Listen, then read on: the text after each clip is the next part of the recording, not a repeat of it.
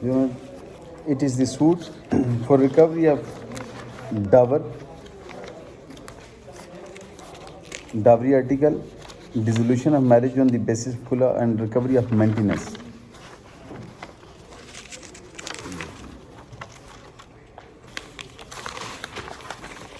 یہ میں return argument اس میں دے رہا ہوں سر کورٹ کی آسانی کے لیے. اس میں سب سے پہلے فیکٹ آف دی کیس جو ہیں وہ میں پیج 1 پہ ہیں کہ میرا فرسٹ نکاح ہوا 18/11/2018 کو. جی ہاں جی نہیں اس میں ایشو ہے، اس 2 نکاح ہیں، تجدید نکاح بھی ہے جی. یہی اگر دیکھ لیں اس میں جو ڈاور طے ہوا تھا پہلے نکاح میں، وہ ڈاور ڈیسائیڈڈ ہوا تھا 8 تولے، اور 8 کا 8 تولے مجھے دے دیا گیا تھا، ایڈمیٹڈ فیکٹ ہے. لیکن ہوا یہ کہ اس کے ساتھ ہی انہوں نے جو 4 تولے جو بینگلز تھی وہ میرے پاس رہیں، باقی 4 تولے ان کی مدر نے لے لیا جی کہ لاکر میں رکھنا ہے سیف کسٹڈی میں، یہ لے لیا. یہ میرا کیس ہے. اب اس پہ آگے وہ میں نے آنریبل کورٹ کو پروف کرنا ہے کہ 4 تولے تو میرے پاس ہے، 4 تولے بقایا. میرا کلیم بھی 4 تولے کی حد تک ہے کہ ڈاور جو میرا 4 تولے ہے گولڈ آرنامنٹ وہ ان کی مدر کی پوزیشن میں ہے، وہ مجھے واپس کریں. اور جی اس میں مدعیہ کی طرف سے انہوں نے جی بس اب یہی میرا کیس ہے. اب آگے اس سے نیچے والی لائن دیکھ لیں. اب یہ ہوا کہ اس میں ڈیورس مجھے ہوئی 10/6/2019 کو، مارک A1 ہے، اور PW1 اس میں کہتی ہے 7 جون 2019 کو مجھے عبد الرحمن نے زبانی طلاق دے دی. اب سیکنڈ نکاح جو تجدید نکاح ہوا اس میں حق مہر 5,000 تھا. یہ میرا کیس ہے کہ یہ آنریبل کورٹ نے جیسے فرمایا کہ نکاح ایڈمیٹڈ ہے لیکن اس میں ڈیورس ہو گئی. ڈیورس ہونے کے بعد تجدید نکاح ہوا، طلاق ثلاثہ ہوئی، طلاق ثلاثہ ہونے کے بعد تجدید نکاح ہوا. اب تجدید نکاح میں جو حق مہر تھا وہ 5,000 تھا جی، وہ میں عرض کر دیتا ہوں. اب اسی میں ملاحظہ فرمائیں تو میں نے پیرا نمبر 9 ہے پلینٹ کا، اس میں آنریبل کورٹ ملاحظہ فرما لیں. پیرا number 9 that after 1 month when the defendant went back to Dubai, the behavior of the defendant's family towards the plaintiff number 1 become even more hostile. The plaintiff was even not allowed to go to her parents' house by in the law. اب اس سے 3 لائنیں چھوڑ کے وہ کہتا ہے یہ ساتھ ہی پڑھتے ہیں. They were reluctant to visit plaintiff number 1 in abroad with defendant due to the defendant's family cruel behavior. The plaintiff number 1 went to her parents' house after 2 months. When defendant returned from Dubai, he divorced the plaintiff number 1 over the phone. However, he later apologized and asked her that he has done upon the pressure of his parents. Thereafter, they performed tajdeed nikah with Sharia dower again on the condition that he would take her to Dubai with him with the presence of his brother-in-law, namely Zamir and Aftab and Sufi Taslim. اب اس کو انہوں نے admit کر لیا تجدید نکاح کو. اس میں جو آگے اگلے پیج پہ اگر ریٹن آرگومنٹ کے میرے نوٹس میں پیرا نمبر 7 ہے ریٹن اسٹیٹمنٹ کا.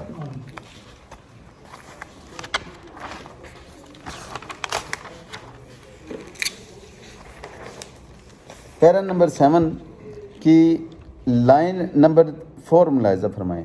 The defendant was not under the influence of his father because the defendant himself settled the plaintiff number 1 at Dubai at the will and wish of the plaintiff number 1. Further, the defendant got the tajdeed nikah with the plaintiff number 1 without intimation of the father. اب یہاں پہ تجدید نکاح انہوں نے اس میں مان لیا کہ تجدید نکاح ہوا. اب اس میں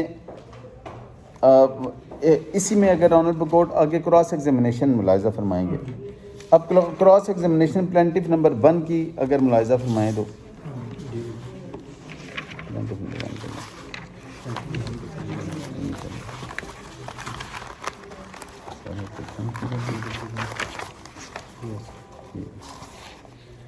اس کی کراس ایگزامینیشن میں پیج نمبر 2 ہے، اس کی لائن نمبر 9 ہے.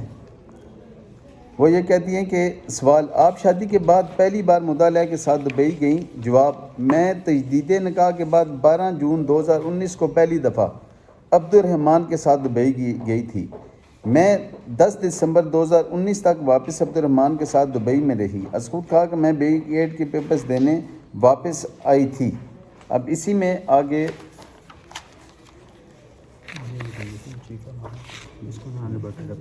جی اس میں اہم بات یہ ہے کہ اگر آنریبل کورٹ میرا ایگزامینیشن ان چیف ملاحظہ فرما لیں جو میرا ایفیڈیوٹ ہے، اس میں ایفیڈیوٹ میں نے اس میں اسپیسیفک ہے مدعا علیہ نے مجھے فون پر طلاق دے دی، جو بعد میں مدعا علیہ نے مجھے بتایا کہ یہ سب میں نے اپنے والدین کے پریشر میں آ کر کیا، جس کے بعد تجدید نکاح ہوا.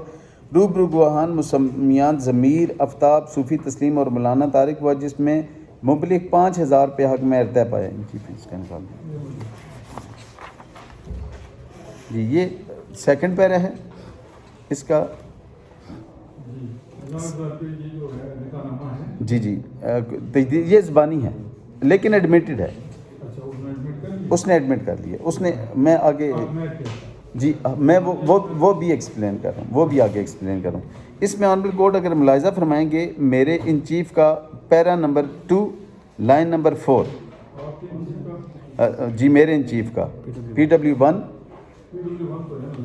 جی اسی کے ان چیف کا پیرا نمبر 2 لائن نمبر 4.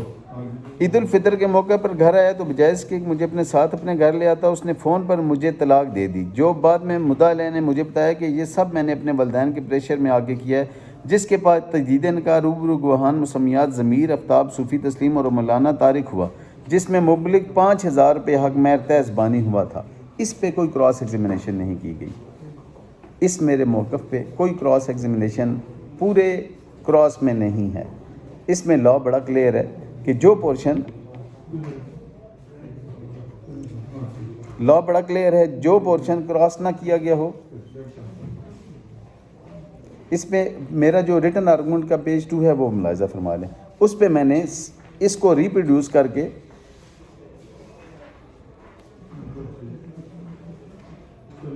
اس میں کراس ایگزامینیشن آن PW1.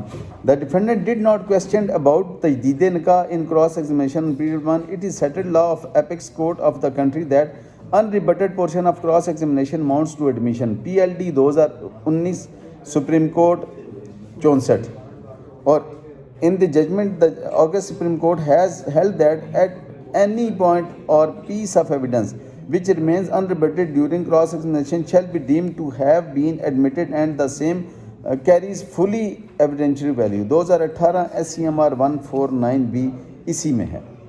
اب اس میں اہم بات یہ ہے، اس کے ساتھ ہی میں نے اوپر اردو میں پین سے لکھا ہے 7 جون 2019 کو مجھے عبد الرحمان نے زبانی طلاق دی اور 11 جون کو اس کے بہنوئیوں اور اس کی موجودگی میں بطور 5000 حق مہر تجدید نکاح ہوا. یہ میری کراس ایگزامینیشن ہے. اب ان دونوں میں اس میں اہم بات یہ ہے کہ جب اس نے جواب دعوے میں خود ایڈمٹ کر لیا اس کا ہونا اور اس کے بعد تجدید نکاح کا ہونا، اور وٹنس کون آ رہا ہے؟ وٹنس آ رہے ہیں اس کے فادر اٹارنی، جو کہ ایڈمٹ کرتے ہیں کہ وہ نکاح پہ تجدید نکاح کے موقع پہ موجود نہیں تھے. وہ آگے اپنی ایویڈنس میں ڈینائی کر رہے ہیں کہ کوئی نکاح نہیں ہوا، لیکن وہ کہتے ہیں مجھے نہیں پتا. آگے ڈاکومنٹس پروو کر رہے ہیں کہ یہ نکاح ان کا ہوا. اب اس میں صرف آنریبل کورٹ کو جو DW2 پہ کراس ایگزامینیشن ہے، DW1 پہ کراس ایگزامینیشن ہے، پیج نمبر 6 ملاحظہ فرما لیں. جی اسی کو پڑھ دیتے میں صرف اس لیے تاکہ وہ اس میں رہے. یہ غلط ہے کہ جو آپ دعویٰ میں تجدید نکاح کا تحریر کرتے اور اب از خود میں بدنیتی سے اور جھوٹ بولتے ہوئے اس کا ملبہ اپنے فاضل وکیل پر ڈال رہا ہوں. انہوں نے یہ کہا کہ یہ جو نکاح جو اب دعوے میں لکھ دیا گیا یہ میرے وکیل صاحب کی غلطی ہے. اب یہ درست ہے کہ میرا بیٹا فرما بردار. اب اس میں اس سے پہلے میں نے ان سے سوال کیا ہوا ہے کہ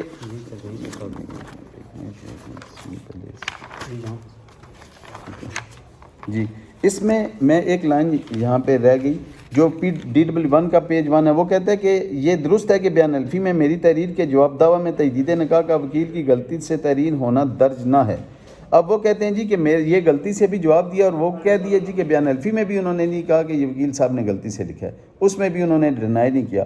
اس سے آگے وہ کہتے ہیں کہ اس کا ملبہ اپنے فاضل میں، یہ میں نے آگے سجیشن دے دی کہ یہ غلط ہے کہ جواب دعویٰ میں تجدید نکاح کا تحریر کرنے اور اب از خود میں بدنیتی سے اور جواب جھوٹ بولتے ہوئے اس کا ملبہ اپنے فاضل وکیل پر ڈال رہا ہوں. یہ درست ہے کہ میرا بیٹا میرا فرمانبردار ہے. یہ غلط ہے کہ مجھے اس بات کا شدید غصہ اور رنج ہے کہ میرے بیٹے نے تجدید نکاح میری اجازت کے بغیر کیا. یہ غلط ہے کہ جب کہ اسی غصے کی وجہ سے میں نے تجدید نکاح کو تسلیم نہ کیا. یہ درست ہے کہ میں نے اپنے پیرا نمبر 7 میں لکھی گئی تحریر کے بارے میں ترمیمی دعویٰ کی درخواست بھی عدالت میں نہ دی ہے. اگر اس کا موقف یہ کہ وہاں پہ غلطی سے لکھ دیا تو اس میں کوئی اپلیکیشن نہیں آئی. میننگ دیر بائی کہ admitted fact need not to be proved. یہ غلط ہے کہ چونکہ تجدید نکاح منعقد ہوا اور میری مرضی اور منشا کے بغیر ہوا کیونکہ میں ایسا نہ ہونے دیتا اس لیے تجدید نکاح کی بابت میں جھوٹ بول رہا ہوں. یہ غلط ہے کہ تجدید نکاح 5,000 روپے حق مہر کے عوض ہوا جو کہ موقع پر موجودگی گواہانہ ادا کر دیا گیا. یہ درست ہے کہ امروز ضمیر صوفی تسلیم اور مولانا طارق کو بطور گواہ پیش نہ کر رہا ہوں. وہ جو تجدید نکاح کے گواہ تھے ان کو وہ پیش نہیں کر رہا. یہ غلط ہے کہ وہ تجدید نکاح کے وہ گواہ تھے اور میرے جھوٹے موقف سے انکاری ہیں اس لیے وہ بطور گواہ پیش ہونے آج نہ آئے. یہ درست ہے کہ ضمیر میرا دماد ہے. ان کا اپنا دماد ہے جو اس کا گواہ تھا. میرا موقف بھی یہ ہے کہ اس کی جو ڈیفینڈنٹ ہے اس کی بردر ان لا کی موجودگی میں یہ نکاح ہو. یہ درست ہے کہ مدعا کا سونا مدعا نے دبئی میں لے لیا اور اس بابت میں کوئی رائے نہ دے سکتا ہوں. یہ بہت امپورٹنٹ ہے. اب اس میں یہ ہوا کہ میرے پاس جو گولڈ آرنامنٹ تھا وہ دبئی میں نے اسپیسیفک کویشچن پوٹ کیا. اس پہ ان کا جواب یہ آنا چاہیے تھا نہیں جی بالکل نہیں لیا. لیکن وہ کہتے ہیں میں اس پہ رائے نہیں دے سکتا اگر اس نے دبئی میں اس سے سونا لے لیا. یہ درست ہے کہ میں اپنے جواب دعویٰ تجدید نکاح جب کہ بیان حلفی بابت شہادت جو یا صلح نامہ تحریر کیا ہے. اب اس نے آ کے موقف لیا. پہلا وہ کہتا ہے جی کہ یہاں پہ آ کے بیان حلفی میں کہتا ہے جی وہ تجدید نکاح نہیں تھا وہ صرف صلح تھی ان کا رضی نامہ ہوا تھا. بیسیکلی ایشو یہ ہے کہ ساری اس کیس میں جتنا بھی بون آف کنٹینشن ہے وہ یہ بابا ہے, یہ سسر ہیں. اس سسر نے ان بچوں کا جینا حرام کر دیا. وہ یعنی ڈیسائیڈڈ یہ تھا پارٹیز کے درمیان کہ شادی کے بعد بچی وہاں دبئی اس کے ساتھ رہے گی. بابا اس چیز کے خلاف تھا کہ بچی دبئی نہ جائے. بابے نے وہ دبئی میں جانے سے بچی کو روکنے کے لیے یہ سارا پروسیس کیا اور اس نے اپنے بیٹے کو اتنا مجبور کر دیا کہ اس نے پھر ڈیورس دے دی. یہ وہاں دبئی گئے, آگے میں ایویڈنس پڑھتا ہوں کہ دبئی گئے ہیں. دبئی یہ جیسے وہاں گئے پیچھے اس نے بیٹی اور بہو کو بھی دبئی بھیج دیا. اب وہ وہاں پہ گئی, وہاں پہ ایک روم کا وہاں دبئی میں جو رہائش ہوتی ہے ایک روم کی تھی, اس روم میں یہ سارے رہتے رہے اور یہ ایڈمیٹڈ فیکٹ ہے. آگے میں ایویڈنس میں پڑھ دیتا ہوں کہ بابے نے کوئی کسر نہیں چھوڑی کہ کسی طرح یہ ان کا گھر خراب نہ ہو. یہ کراس ایگزامینیشن ڈیفینڈنٹ 2 یہ درست ہے کہ میری موجودگی میں مابین فریقین کوئی لڑائی جھگڑا نہ ہوا. یہ غلط ہے. اب DW2 جی کی کراس ایگزامینیشن جو اس پہ کی ہے یہ درست ہے کہ میری موجودگی میں مابین فریقین کوئی لڑائی جھگڑا نہ ہوا. یہ غلط ہے کہ بیان حلفی میں تحریر کردہ تفصیلات اقبال صاحب نے بتائی ہیں. مجھے علم نہ ہے جواب دعویٰ میں مدعا کا موقف تجدید نکاح ہے. یہ درست ہے کہ بیان حلفی میں نے تحریر کیا کہ طلاق نوٹس کے بعد جب میں مدعیہ کے گھر گیا تو ہمارے ہمراہ حافظ طارق. یہ بہت اہم ہے. اب جو DW2 ہے وہ کہہ رہا ہے کہ طلاق نوٹس کے بعد جب میں مدعیہ کے گھر گیا تو ہمارے ہمراہ حافظ طارق صاحب جو مولوی ہیں اور محمد تسلیم جو محلہ دار ہیں اور محمد منشا بھی موجود تھے. اب صلح کے لیے مولوی صاحب کو لے جانے کی کیا ضرورت تھی؟ وہ گئے اس لیے تھے کہ وہاں پہ جا کے وہ ان کا نکاح دوبارہ پڑھائیں گے اور اسی وجہ سے وہ, اور یہ اوپر کہہ رہے کہ طلاق نوٹس کے بعد گیا, یعنی کہ طلاق کو وہ جو ڈینائی کر رہے ہیں اس میں یہ ایڈمٹ کر رہا ہے کہ یہ ہو گیا. یہ درست ہے کہ مولوی طارق محمد سلیم اور محمد منشا گواہی دینے عدالت نہ آئے. یہ غلط ہے کہ چونکہ مندرجہ بالا گواہان مدعا کے انکاری تجدید نکاح کی بابت جھوٹی شہادت نہ دینا چاہتے ہیں اس لیے نہ آئیں. Divorce deed and letter by the father of. اب اس میں بہت امپورٹنٹ ہے کہ ڈیورس کا میں نے ثابت کرنا ہے کہ ڈیورس کیسے ہوئی. اب اس میں صرف ایک ڈاکومنٹ ہے جو ایڈمیٹڈ ڈاکومنٹ ہے.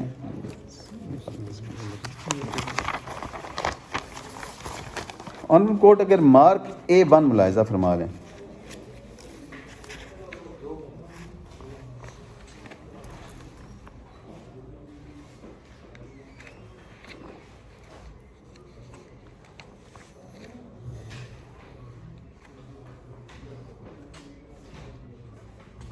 جی مارک A1 طلاق نامہ ثلاثہ ہے. A1 اس کے پہلے ہوگا جی. طلاق نامہ ثلاثہ ہے. یہ ایڈمیٹڈ ڈاکومنٹ ہے. انہوں نے اس پہ سگنیچر بھی ایڈمٹ کیے ہوئے ہیں عبد الرحمن کے اور انگوٹھا بھی ایڈمٹ کیا ہوا ہے. یہ میں آگے پڑھ دیتا ہوں اس پورشن کو تو آنریبل کورٹ اس میں کلیئر ہو جائیں گے. یہ بیسیکلی انہوں نے فوٹو کاپی بھیجی ہے. یہ انہوں نے خط لکھا تھا, خط کو ایڈمٹ کیا کہ میں نے یہ خط لکھا ہے, خط کے سگنیچر ایڈمٹ کیے ہیں اور خط میں انہوں نے یہ طلاق نامہ دیا. اس سے یہ طلاق نامے ثلاثہ ملنے کے بعد کوئی گنجائش نہیں رہ جاتی کہ اس پہ کہ ڈیورس ہوئی کہ نہیں ہوئی۔ اب اس میں یہ جو خط ہے مارک A1 کا آگے A2 ملاحظہ فرمائیں تو اس میں یہ اس کا حد لکھا ہوا ہے جس میں آنریبل کورٹ کو میرا سارا کیس کلیئر ہو جائے گا۔ خط میں وہ لکھتا ہے کہ 3 دن بعد ہم نے انتظار کیا، مجبوراً یہ طلاق نامہ تحریر کیا، اس میں عبدالرحمن کے دستخط اور انگوٹھے موجود ہیں، اس نے اس پر اسٹامپ پیپر خریدا ہے، ثبوت موجود ہے۔ اب یہ بتاؤ کہ کون سے مفتی صاحبان نے فتویٰ جاری کیا کہ اسے حق مہر اور طلاق دینے پر دبئی بھیج دیا جائے، جبکہ لڑکی نے بھی کہا تھا کہ میں عدت میں بیٹھ گئی ہوں اور میرا نان نفقہ بھیج دیا، اور لوگ یہ بات پوچھتے ہیں اس لیے میں تحریر کر رہا ہوں، اور کانوں کو ہاتھ لگاتے ہیں۔ 24-25 لاکھ کا جو ہاتھ ہلا کر جہیز بھی لے جائیں، یہ ہمیں اجازت دیں کہ اسے 9 یا 10 ہزار میں خریدار آ رہے ہیں بھیج دیں۔ یعنی وہ کہہ رہے جو اتنا مہنگا سامان ہے اس کو 9-10 ہزار میں۔ عالمہ اور فاضلہ عورت کو بیٹی کے ناشتے کا تو پتہ نہیں، البتہ جوڑے کو صبح بلا کر تعویذ گنڈے کا زہر پلانے کا پتہ ہے۔ آگے وہ اس نے کہا کہ سورہ ناس میں تعویذ گنڈا کرنے والی عورتوں کو متعلق تحریر ہے، اور ایسی عورتوں کو پہلے برا حال ہوا ہے، کڑ کڑ کر مرتی ہیں۔ حضرت نوح کی بیوی اور بیٹے کا جو حال ہوا، انشاءاللہ آپ سب کا یہ حال ہوگا، جلدی جواب موصول نہ ہو تو آپ کے تمام گواہوں کو بھی بھیج دوں گا انشاءاللہ، جب میرے بیٹے پر تعویذ گنڈوں کا زہریلی اثر ختم ہو جائے گا۔ اس وقت اب اسے یہ شک تھا کہ میرے بیٹے کو انہوں نے مس گائیڈ کر لیا ہوا ہے۔ اب انہوں نے یہ ڈیورس کے فوراً بعد جب بچی واپس تجدید نکاح کے بعد چلی گئی، اب یہ اس نے یہ کیا کہ باپ سے باہر ہو کے مدعیہ کو بلا لیا وہاں پہ۔ اب اس کے بعد یہ زہر اگلنا شروع کیا بابا جی نے، یہ سارا اگلے پیج پہ وہ لکھتے ہیں جہاں قرآنی آیت ہیں اس سے 2 لائنیں چھوڑ کے، برائے کرم آپ اپنا جہیز کا سامان جو ہاتھ ہلا کر 34-35 لاکھ کا سامان دیا ہے، جس میں 2 عدد کرسیاں، 1 عدد پلنگ، 1 عدد ڈریسنگ ٹیبل ہے، 1 عدد وہ لکھ کے وکیل جس کا کام ہم سے پہلے دستخط لیے تھے اور گواہ آ کر لے جائیں۔ اب وہ یہاں پہ اس نے یہ کیا، اگلے صفحے پہ لاسٹ 3 لائنز ہیں، ہماری عورتوں کے لیے بیٹھنے کی جگہ نہیں تھی اور بعد میں سب کھانا بھی بعد میں ٹھنڈا کھلایا۔ یہ ولیمے والے دن کی بات ہے، رخصتی والے دن۔ 34-35 لاکھ کے پلاٹ ویسے دینے والوں نے چاروں میں گردنیں سب چاولوں میں گردنیں سب بوٹے ڈالے ہوئے تھے، بہت عزت سے سب لوگوں کا کام کیا۔ یہ اب وہ تانا جو ایک تو ہوتا ہے نا زبانی تانا مارنا، ریٹن تانے دے رہے۔ اگلے صفحے پہ وہ پھر مڈ میں سے 3 لائنیں ہیں۔ 8 رات کو تقریباً 9:35 بجے، یعنی 8 بجے کا ٹائم تھا ولیمے کا، آپ 9:35 بجے رات ہے، 1.5 گھنٹے تاخیر سے پہنچے اور ساتھ 25 بندوں کا کہا تھا اور 79 بندے لے کر رشتہ دار محلے سب اسکول کے استانیہ اور ہم 80,000 روپیہ مجھے فالتو دینے پڑے، سخت پریشانی، ہم گھر کے 5 بندوں نے کھانا بھی نہ کھایا۔ ولیمہ کے دوسرے دن 8:40 بجے منشی صاحب کا ٹیلی فون آیا کہ ہم ناشتہ لے کر آ رہے ہیں۔ کافی انتظار کرنے کے بعد لڑکی کی ماں نسرین 18 مرد عورتوں کے ساتھ لے کے، منشی اس کے ہسبینڈ کو جو پلنٹیف کے فادر ہیں ان کو یہ کہتا ہے۔ اگلے صفحے پہ 3 لائنیں صرف پڑھوں گا۔ عبدالرحمن کو تمام کاغذات بھیج دیے، لیکن ان سے گھر والوں نے اس کی رشتہ کان نہ بھرے کہ اس پر اس ویزا ٹکٹ ان کی طرف بھیج دیا اور ہمیں خبر نہیں ہونے دی۔ اب یہ انہیں تکلیف تھی کہ انہیں خبر نہیں ہونے دی، لیکن ان منافقوں نے تعویذ گنڈے اور جادو ٹونا اسے گھیرا ہوا ہے۔ عبدالرحمن کے ساتھ نسرین لڑکی باپ باقاعدہ سے رابطہ رکھا ہوا ہے، فلم تو پہلے سے بنائی گئی ہے۔ 7 جون کو ہم نے حق مہر ایک چیز سے بننے کے بعد 8 جون کو 2019 کو میں طلاق نامہ تیار کرایا۔ یہ بڑا امپورٹنٹ ہے، پیج نمبر 37 اس کا ہے، اس پہ اس نے خط کا جو ہے جس میں عبدالرحمن انگوٹھے سائن موجود ہیں، اور میں طلاق نامہ کسی وقت بھی استعمال کروں گا، بعد از طلاق اصل طلاق ہو جائے گی اور یہ طلاق نامہ آپ کے رشتہ داروں کو بھیجنے ہیں۔ 10 تاریخ 2019 کو عبدالرحمن کو اکیلے بلا کر 5 لاکھ لے کر سمجھوتا کیا اور لڑکی کی طلاق۔ اب اس میں وہ کہہ رہے جی کہ وہ کہہ رہے 5 لاکھ حق مہر ہوا، لیکن یہ ان کا کلیم نہیں ہے۔ یہاں پہ وہ خود مان رہے کہ آپ نے اسے اکیلے بلایا اور اکیلے بلا کے اسے 5 لاکھ میں کر دیا۔ لاسٹ پیج پہ وہ کہتا ہے جی، پیج نمبر 38 ہے، ہمارا تمہارے ساتھ اب کوئی تعلق واسطہ نہ رہا ہے، اس لیے دوبارہ لکھ رہا ہوں کہ 34-35 لاکھ کا جہیز وکیل بما گواہ کے ساتھ لے جائیں اور میرے بیٹے کے ساتھ، اور اس نے ہمیں کوئی بات کی تو سب سے پہلے طلاق نامہ نکاح خوان سب رجسٹرار سب گورنمنٹ کے آفس کے دینے کے ساتھ آپ کے تمام رشتہ داروں کو بھیج دوں گا۔ ابھی تو میرے پاس صرف 10-12 نام ہیں اور بعد نام آ جائیں گے اور اس کے اسکول کی ٹیچر کو بھی بھیج دوں گا۔ اب یہ سارا انہوں نے یہ بیسیکلی میرا یہ خط پڑھنے کا مقصد آنریبل کورٹ کو یہ بتانا تھا کہ یہ کتنا زہر تھا جو ان کے ذہن میں بھرا ہوا ہے جو انہوں نے یہاں کیا. پیج نمبر 40 پہ اگر ملاحظہ فرمائیں گے ایگزیبٹ D14 ہے, اس میں ان کے بیٹے کے میسیجز ہیں جو ایڈمیٹڈ ہے. یہ ایگزیبٹ P10 USB ہے, اس میں یہ سارے لگے ہوئے ہیں. ایگزیبٹ D14 ملاحظہ 40 سوری ایگزیبٹ D40 ہے 14 ہے مارک 14 اور پیج 40 پہ ہے. اس میں جو سیکنڈ پیر ہے وہ کہتا ہے پہلی بات جو چیز آپ کی ہے اس پہ میرا کوئی حق نہیں. جی دے چکا ہوں, وہ لے چکے ہیں, اس میں کوئی ایشو نہیں ہے. وہ جی نہیں گولڈ آرنمنٹ رہتے ہیں نا, اس کا ہی ایڈمیشن ہے پیج 40 پہ. پیج 40 پہ وہ ایڈمیشن کر رہے ہیں کہ اس کا جو گولڈ میرے پاس ہے وہ میرے پاس ہے. وہ یہ کہہ رہے ہیں, یہ میں صرف ایک لائن پڑھ دیتا ہوں, میرا کوئی حق نہیں, جو میرے ہے چیز اس پہ آپ کا کوئی حق نہیں. کچھ گولڈ پڑا ہوا ہے لائبہ کا, اور یہ وہ خود ایڈمٹ کر رہے کہ کچھ گولڈ پر پڑا ہوا ہے لائبہ کا. یہ دبئی سے اس نے جو میسیج 11 اپریل 2023 کو کیا, یہ وہ میسیج ہے. اب اس میں ایک اور مارک سی ملاحظہ فرما لیں صرف. یہ مارک سی ایگزیبٹ P10 میں لگا ہوا ہے. مارک سی یہ میری اور میرے ہسبینڈ کی تصویر ہے جو جوتیوں میں رکھ کے انہوں نے واٹس ایپ کی ہوئی ہے. یہ نفرت کا اندازہ لگائیں. اب کروئلٹی کھلا on the basis of cruelty جو اب لیٹسٹ اس میں ڈیولپمنٹ ہوئی ہے, جو latest development honourable supreme court کی طرف سے آئی ہے, cruel dissolution of marriage on the basis of کھلا. یہ سسر کا ایٹیچیوڈ دیکھ لیں کہ یہ تصویر جوتوں میں رکھ کے انہوں نے بھیجی ہوئی ہے اور یہ لکھا ہے تو ہماری نیندیں خراب کی ہیں, اللہ تعالیٰ تمہاری منافقوں کا بیڑا غرق کرے گا. یہ تصویریں کس کو بھیج رہا ہے؟ وہ میرے فادر کو بھیج رہا ہے یہ تصویریں, اور ساتھ مجھے بھی یہ بھیج رہے ہیں. یہ بتا رہے ہیں سسر, یعنی وہ اتنا ان کے ذہن میں زہر پر بھرا ہوا ہے. نیکسٹ پیج پہ وہ کہتا ہے پہلے طلاق کا نوٹس ان اشخاص کو بھیج رہا ہوں, اس کے بعد ہرجانے کا نوٹس, کیونکہ مشتاق نے 4 اشخاص کو موجودگی میں میری بیٹی کو 3 طلاقیں ہو گئی ہیں.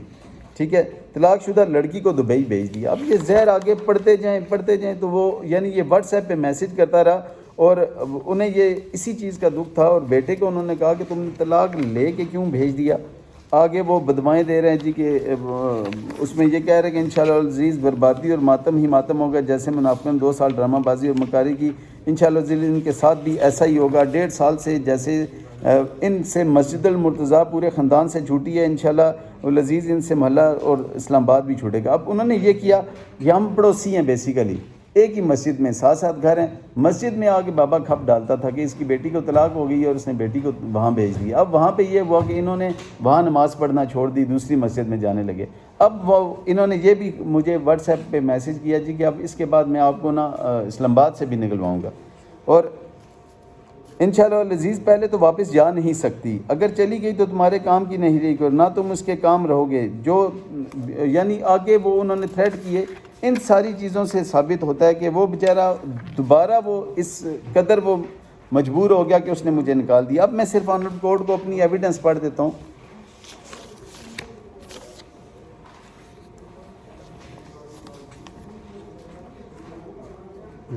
یہ جو ریٹن آرگومنٹ کا پیج 3 ہے, یہ ملاحظہ فرما لیں ڈیورس ڈیڈ کے حوالے سے ہی.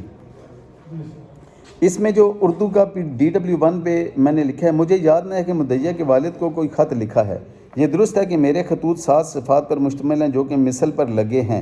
اب یہاں پہ ایک بات آ گئی, میں نے جو کہا اس نے وہ ڈاکومنٹ وہ دیکھا, اس نے کہا جی ہاں میں نہیں لکھے ہوئے ہیں خط. اب خط ایڈمیٹڈ آ گئے. اب میں نے آنریبل کورٹ کو وہاں پہ سچویشن یہ آ گئی کہ یہ جو ایڈمیٹڈ خط ہیں ان کو ایگزیبٹ ہونا چاہیے. آنریبل کورٹ نے اس وقت آبزرویشن دی کہ فی الحال ان کو مارک کیا جائے. وہ بھی مارک اس لیے کیا گیا کہ یہ مثل میں ہو. ابھی جیسے آنریبل کورٹ نے یہ ملاحظہ فرمائے. اب یہ ہے کہ رول آف کنفرنٹریشن میں جو اسسٹ کرنا چاہتا ہوں پوائنٹ, بیسیکلی ایویڈنس کا طریقہ یہی ہے کہ اوریجنل ڈاکومنٹ ہونا چاہیے, پرائمری ایویڈنس ہونی چاہیے, اوریجنل ڈاکومنٹ ہو, وہ لسٹ آف ریلائنس میں بھی لگا ہو, لسٹ آف ڈاکومنٹس میں بھی لگا ہو, اور وہ ریٹرن اسٹیٹمنٹ کے ساتھ ہو. اگر ساتھ نہیں ہے تو ایڈیشنل ایویڈنس کی کوئی اپلیکیشن ہوگی. یہ میں مانتا ہوں آرڈر 7 رول 18 یہی کہتا ہے CPC. لیکن مجھے ایکسیپشن جو حاصل ہے, یہ میں نے آلدو کہ میرا ڈاکومنٹ یہ میرا دعوے کے ساتھ لگا ہوا خط, اس کے بعد میرا لسٹ آف ڈاکومنٹ میں موجود ہے یہ خط. مجھے کیونکہ انہوں نے کاپی پرووائڈ کی تھی میرے پاس کاپی ہے. اب انٹرسٹنگ یہاں پہ لیگل جو ایشو ہے وہ یہ آتا ہے کہ ایک ڈاکومنٹ میں نے یہ اس طرح تو میں ایگزیبٹ کروا چکا ہوں, P10 میں یہ ایگزیبٹ, USB میں یہ سارا ریکارڈ موجود ہے, وہ ایگزیبٹ ہو گیا, لیکن یہاں پہ میں اسے کنفرنٹ کروا رہا ہوں جو سچویشن ہے یہاں پہ. اب کنفرنٹیشن میں میرے پاس اسکوپ واسٹ ہے. میرے پاس جو ایویڈنس ہے پرائمری اور سیکنڈری ایویڈنس وہ دعوے کے ساتھ دینے کے لیے اسکوپ لمیٹڈ ہے کہ میں نے دعوے کے ساتھ دیا ہو, لسٹ آف ڈاکومنٹ میں یا لسٹ آف ریلائنس میں لگا ہو. لیکن کنفرنٹیشن میں کوئی بھی ڈاکومنٹ جو اس سے پہلے کا ہو وہ میں ان پہ پٹ کر سکتا ہوں. اگر میں ان پہ پٹ کروں گا وہ کاپی کو بھی اگر ایڈمٹ کر لیتے ہیں, اگر اوریجنل کو بھی وہ ایڈمٹ نہیں کرتے تو وہ ایگزیبٹ نہیں ہوگا. اگر کاپی کو بھی وہ ایڈمٹ کر لیتے ہیں تو پھر اس میں ایز اے پرائمری ایویڈنس ہی وہ آئے گی. اب یہاں پہ ایک کانسیپٹ پرائمری ایویڈنس اور سیکنڈری ایویڈنس میں تھوڑا سا ڈفرینس ہے. پرائمری ایویڈنس وہ ڈاکومنٹ جو اوریجنل ہو یا اس طریقے سے جو آرٹیکل 72 کے بعد پرووائڈ کیا گیا اس میں ہو, وہ پرائمری ایویڈنس ہوگا. سیکنڈری ایویڈنس کے لیے میں اپلیکیشن کیوں نہیں دے رہا, آنریبل کورٹ کے ذہن میں ایک کوئری آئے گی کہ میں ان ڈاکومنٹ کو ایگزیبٹ کروا سکتا ہوں through secondary evidence. Secondary evidence تو وہ ڈاکومنٹ ہوتے ہیں جو میرے پاس کاپی ہو اور اوریجنل جو ہو وہ ان کی پوزیشن میں موجود ہوں, جو میں نے ایویڈنس میں پیش کرنے ہوں. بیسیکلی میں ایویڈنس میں یہ پیش کر چکا ہوں, لیکن میں اب انہیں کنفرنٹ کروا رہا ہوں. جو کنفرنٹیشن کا رول ہے وہ مجھے اس میں سیکنڈری ایویڈنس کے حوالے سے مجھے پروہیبٹ نہیں کرتا. ہاں اگر وہ یہ کہہ دیتے جی کہ میں جیسے ایک ڈاکومنٹ کا انہوں نے کہا کہ اس پہ سگنیچر میرے نہیں ہیں, میرے بیٹے کے نہیں ہیں, اس پہ تو جو خطوط انہوں نے لکھے ہیں یہ اسی اٹارنی کے خطوط ہیں جو کہہ رہے ہیں اس پہ دستخط بھی میرے ہیں, اور یہ کہہ رہے ہیں 7 صفحوں پہ مشتمل میں نے خط لکھا. اب اس میں میرا ہمبل ویو یہاں پہ آنریبل کورٹ کی اسسٹنس کے لیے کہ جب بھی کوئی ڈاکومنٹ میں کنفرنٹ کراؤں گا, کنفرنٹیشن کے لیے پیش کروں گا اور پٹ کروں گا اس وٹنس پہ, تو اس کے لکھنے کا طریقہ بھی باقی ایویڈنس سے الگ ہوگا. وہ اس طرح نہیں لکھا جاتا جیسے میں جو ڈاکومنٹ پٹ کر رہا ہوں ایگزیبٹ P1 2 3 آن ورڈ ہوتا ہے, جو ڈیفینڈنٹ ڈاکومنٹ پیش کر رہا ہے وہ ایگزیبٹ D1 2 3 آن ورڈ ہوتا ہے. لیکن جب میں ایز اے پلینٹف ڈیفینڈنٹ کے وٹنس پہ کروں گا تو وہ ڈاکومنٹ تو میرا ہوگا لیکن اس کے لکھنے کا طریقہ مختلف ہوگا.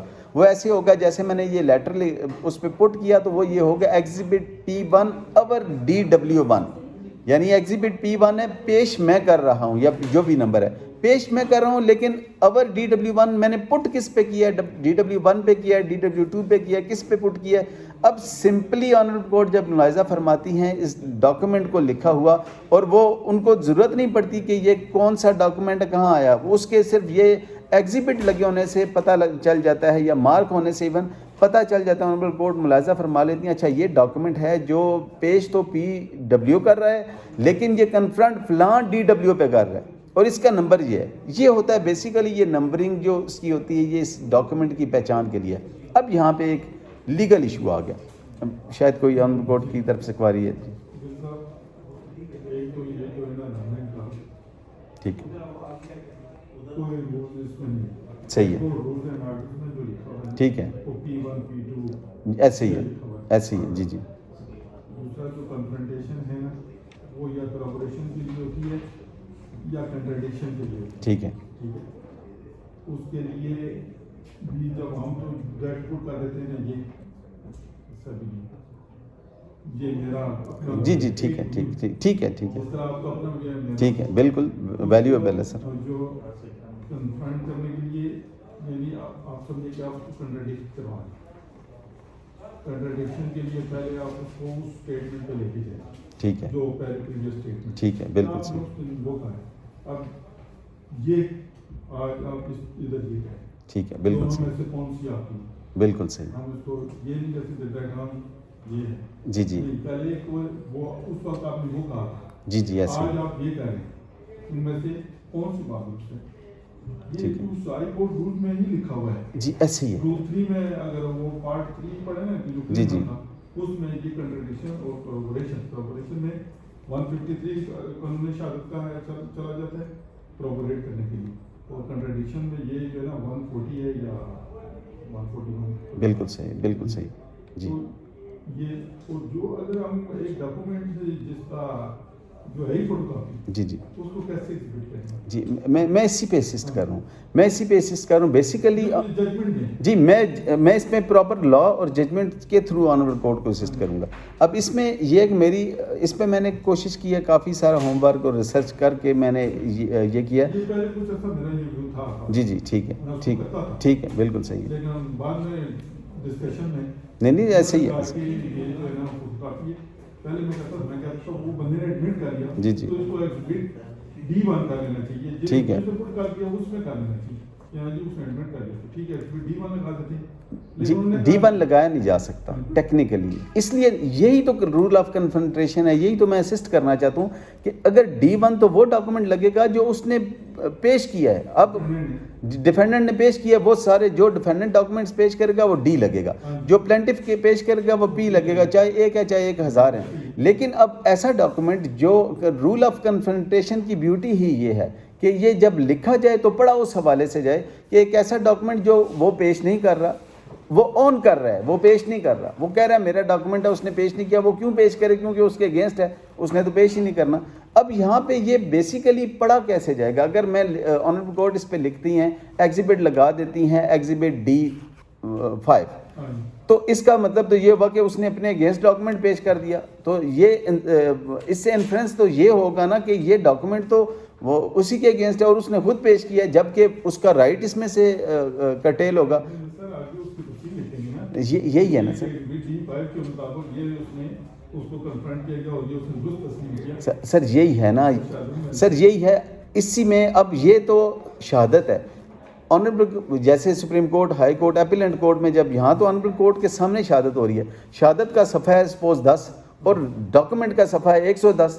अब ये मुमकिन नहीं होता कोर्ट के लिए कि उसको टैली करे कि इससे पहले क्या लिखा। तो इसकी पहचान के लिए सिर्फ ऑनरेबल कोर्ट जब इस डॉक्यूमेंट को मुलाहिजा फरमाएंगी तो सिर्फ उसका exhibit P1 our DW1, exhibit D1 our PW so and so, वो जब होगा तो उसी से ये क्लियर हो जाएगी। मैं इसको properly being student of law honourable court को इस पे सेटिस्फाइड करने की कोशिश करूंगा, हाई कोर्ट रूल्स के मुताबिक, उसी के मुताबिक मैं करूंगा।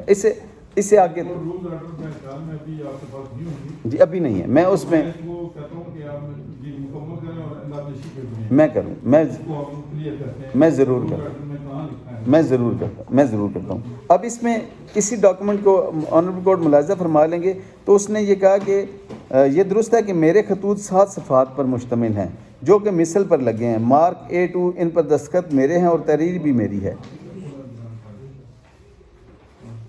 ठीक है, इन पर दस्तखत भी मेरे हैं और तहरीर भी मेरी है। जब वो अपनी तहरीर सारी को मान लेता है उसके बाद कोई कसर रह नहीं जाती इस बात को मानने के लिए। अब इसमें यहाँ पे एक और लेटेस्ट जो 2026 SCP पेज 1 है, लकीली मुझे ऑनरेबल सुप्रीम कोर्ट में ये आर्ग्यू करने का मौका मिला, तो उसमें ये है कि कोई भी डॉक्यूमेंट जो फाइल पे अवेलेबल है ऑनरेबल कोर्ट अपने डिसीजन, स्पेशली फैमिली कोर्ट में तो बहुत वास्ट है इस पे स्कोप।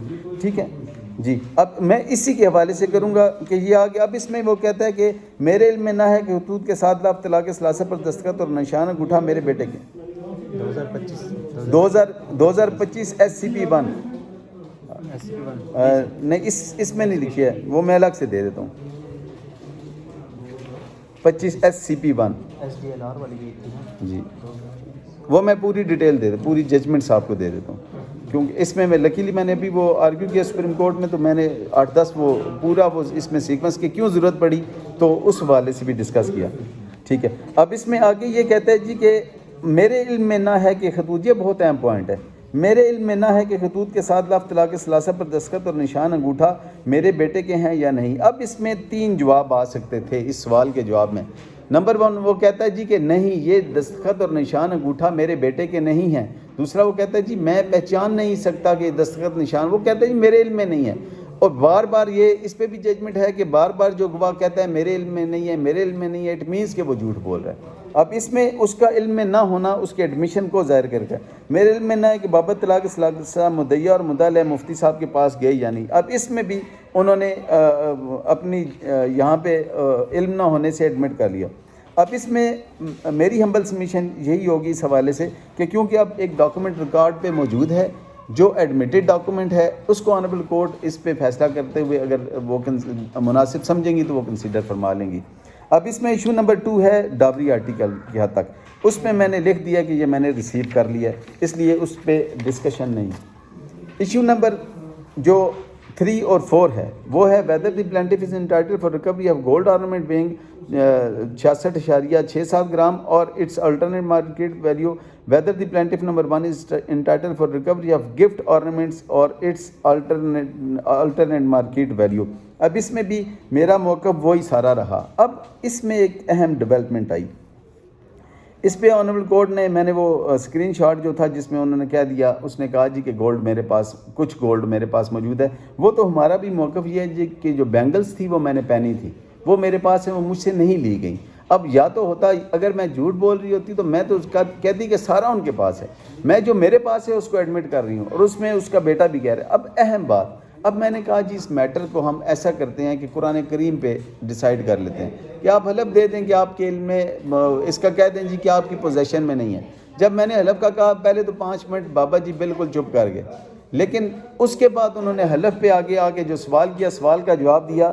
میں اس بابت کراس ایگزامینیشن ریٹ بلوان، میں اس بابت قرآن پاک پر حلف دینے کو تیار ہوں کہ مدعیہ کو سونا والدین کی طرف سے اور ہماری طرف سے میری بیوی، میری بیٹی یا میرے بیٹے کے پاس ہے، اس بابت مجھے علم نہ ہے۔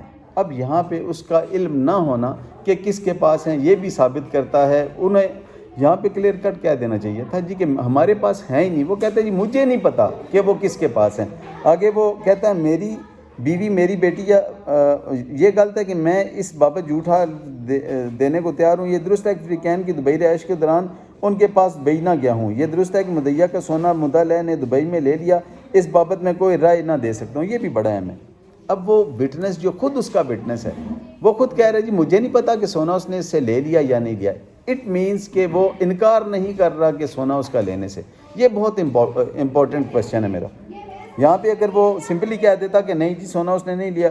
یہ درست ہے کہ بیلف نے جب سامان جہیز وصول کیا تو اس میں مدعیہ کا لیپ ٹاپ اور MSc کی اصل ڈگری بھی وصول کی۔ یہ غلط ہے کہ جب مدعیہ کی بنیادی تعلیمی اسناد اور پرسنل لیپ ٹاپ مدعیہ لے کے گھر سے لے جانے نہ دیا تو طلائی زیورات وہ میری آگے آ گئی، اس کی پوزیشن، اس کا سجیشن آ گیا کہ آنریبل کورٹ ملاحظہ فرمائے اگر میری ڈگریاں ان کے گھر سے سامان جہیز سے واپس آئی ہیں تو میرا سونا بھی تو وہیں ہوگا۔ میرا لیپ ٹاپ، وہ لیپ ٹاپ جو میں ایک پڑھی لکھی لڑکی ہوں اور اس سے پہلے ورکنگ لیڈی رہی ہوں، اب بھی یہی پروگرام تھا کہ دبئی میں جا کے ہم اکٹھے کام وہاں پہ بزنس کریں گے، ان کے ساتھ میں ہاتھ بٹاؤں گی۔ میرا پرسنل لیپ ٹاپ بھی ان کے گھر میں تھا۔ یعنی بابا جی اور اماں نے حالات اتنے خراب کر دیے کہ اس بیٹے پہلے مجھے یہاں سے لے گیا کہ سارا کچھ یہاں ہی رہے، لاکر وغیرہ میں، ہم پردیس میں کیا کریں گے، وہاں لے گیا، وہاں سے انہوں نے مجھے بھیج دیا اور پھر باقی معاملات اسی طرح ہوئے۔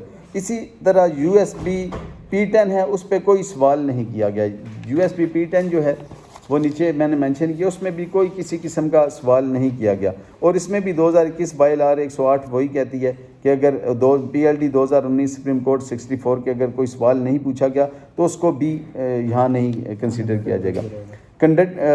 آگے آنریبل کورٹ ایشو نمبر 5 جو ہے weather پلانٹیف number 1 is entitled for recovery of maintenance from defendant if so what rate, یہ آ گیا۔ اس میں آنریبل کورٹ ملاحظہ فرما لیں کہ میں نے اس میں وہ ساری سٹوری بتا دی کہ کس طرح شادی ہوئی، شادی کے 1 مہینے کے بعد وہ وہاں سے چلا گیا اور اس کے بعد وہ وہاں ہی رہا۔ یہ میں نے اس میں ان کا جو ریلیونٹ پورشن تھا وہ ریپروڈیوس کر دیا۔ یہ درست ہے کہ فریقین کے مابین شادی رینج میرج ہوئی تھی۔ یہ درست ہے کہ شادی کے شروع عرصہ میں مابین فریقین تعلقات بہت خوشگوار ہوتے تھے۔ یہ غلط ہے کہ خاوند بیوی کے اتفاق کی وجہ سے مجھے خدشہ ہوا تھا، اس لیے میں نے مابین فریقین اختلافات پیدا کرنا شروع کر دیے۔ یہ درست ہے کہ شادی کے تقریب کے 1 ماہ بعد عبد الرحمن دبئی چلا گیا تھا۔ عبد الرحمن شادی کے بعد دبئی جانے کے بعد مدعیہ کے بھائی کی شادی کے تقریباً 1 سے 1.5 ماہ بعد واپس آیا۔ یعنی دیکھیں پریشر پیرنٹس کا کیا تھا کہ اکلوتے بھائی کی شادی ہے اور اس پہ وہ واپس نہیں آ رہا، شادی کے 1.5 ماہ بعد وہ واپس آ رہا ہے۔ یہ درست ہے کہ مدعیہ کا ایک ہی بھائی ہے، مجھے مدعیہ کے بھائی کی شادی کی تاریخ یاد نہیں۔ یہ غلط ہے کہ مذکورہ شادی سال 2020 میں انجام ہوئی۔ یہ درست ہے کہ مدعا کی بھائی کی شادی میں شرکت کے لیے نہ آیا تھا۔ یہ درست ہے کہ مدعیہ کی بھائی کی شادی کی شرکت میں نہ آیا۔ یہ درست ہے کہ مابین فریقین یہ طے ہوا تھا کہ مدعیہ اپنے شوہر کے ہمراہ دبئی میں رہائش پذیر ہوگی۔ یہ